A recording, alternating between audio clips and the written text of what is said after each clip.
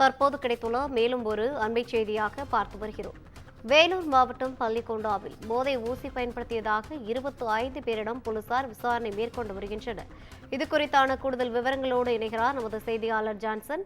வணக்கம் ஜான்சன், கூடுதல் விவரங்களை பதிவு செய்யலாம்.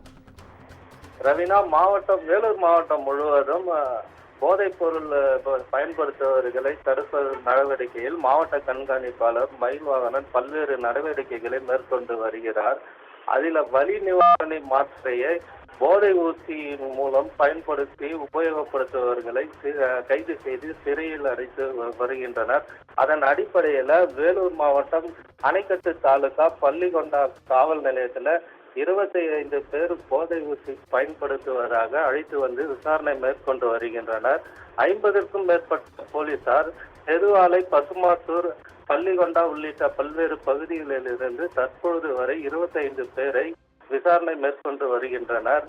அதாவது கடந்த வாரம் மாவட்டம் முழுவதும் 19 பேரை போதைப் பொருள் பயன்படுத்தியதாக கைது செய்யப்பட்ட நிலையில அந்த 19 பேருடன் தொடர்பில் இருந்தவர்களை ஒரே நேரத்தில் போலீசார் தற்பொழுது பள்ளிக்கொண்டா போலீஸ் ஸ்டேஷனில் வைத்து ஏடிஎஸ்பி பாஸ்கரன், டிஎஸ்பி நந்தகுமார் மற்றும் இன்ஸ்பெக்டர் சுபா மற்றும் போலீசார் தீவிர விசாரணை மேற்கொண்டு வருகின்றனர்.